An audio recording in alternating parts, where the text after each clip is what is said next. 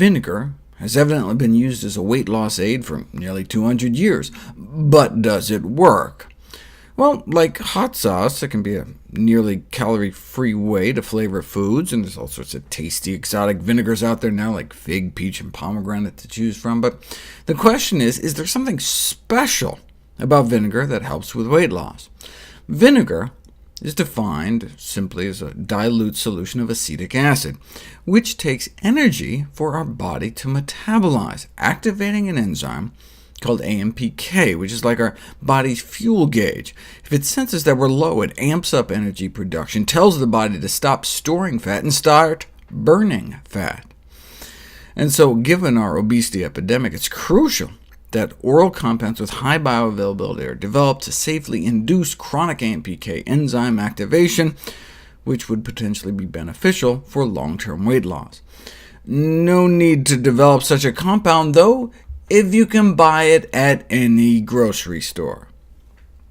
We know vinegar can activate AMPK in human cells, but is the dose one might get sprinkling it on a salad enough? If you take endothelial cells, blood vessel lining cells from umbilical cords after babies are born, and expose them to various levels of acetate, which is what the acetic acid in vinegar turns into in our stomach, it appears to take concentration of at least 100 to get a really significant boost in AMPK. So how much acetate do you get in your bloodstream sprinkling about a tablespoon of vinegar on your salad? You do it 100, but only for about 15 minutes. And even at that concentration, 10 or 20 minutes exposure doesn't seem to do much. Now, granted, this is in a petri dish, but we didn't have any clinical studies until we did.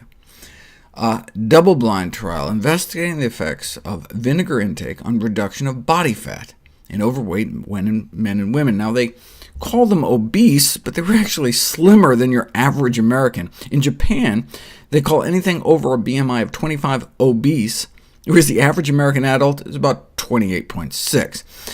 But anyway, they took about 150 overweight individuals and randomly split them into one of three groups: a high-dose vinegar group, where they drank a beverage containing 2 tablespoons of apple cider vinegar a day; a low-dose group, where they drank a beverage containing only 1 tablespoon of apple cider vinegar a day; and a placebo control group, where they had them drink an acidic beverage they developed to taste the same as a vinegar drink, but using a different kind of acid, so there was no acetic acid.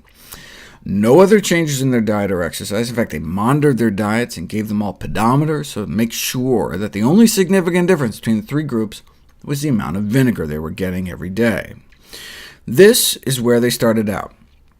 And within just 1 month, statistically significant drops in weight in both vinegar groups compared to placebo, with higher dose doing better than the low dose, which just got better and better month after month.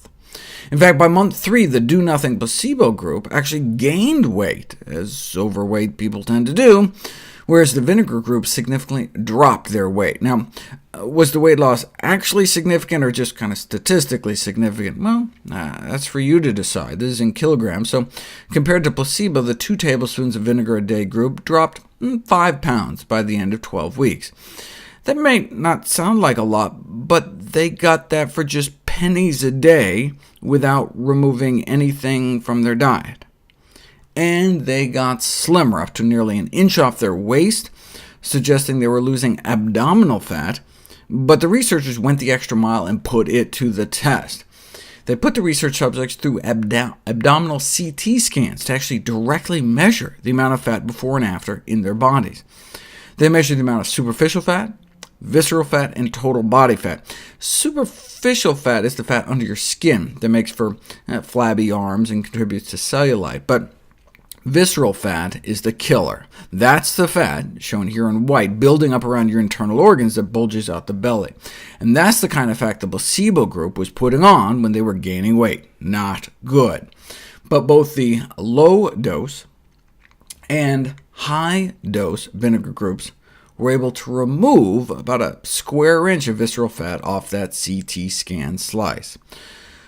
Now, like any weight loss strategy, it only works if you do it. A month after they stopped the vinegar, the weight crept back up, but that's just additional evidence that the vinegar was working. But how? A group of researchers in the UK suggested an explanation. Vinegar beverages are gross. They made a so-called palatable beverage by mixing a fruity syrup and vinegar and water, and then went out of their way to make a really nasty, unpalatable vinegar beverage, both with white wine vinegar, which were so unpleasant the study subjects actually felt nauseous after drinking them, so ate less of the meal they gave it with. So there you go. Vinegar helps with both appetite control and food intake, though these effects were largely due to the fruity vinegar concoctions invoking feelings of nausea. So is that what was going on here? Were the vinegar groups just eating less? No. The vinegar groups were eating about the same compared to placebo. Same diet, more weight loss, thanks perhaps to the acetic acid's impact on AMPK.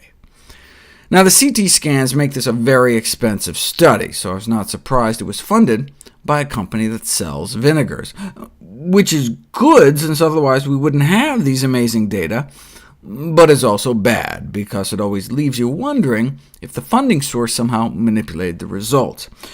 But the nice thing about companies funding studies about healthy foods, whether it's some kiwi fruit company or the National Watermelon Promotion Board, watermelon.org, check it out, is that, what's the worst that can happen? Here, for example, if the findings turned out to be bogus, worst comes to worst, your salad would just be tastier.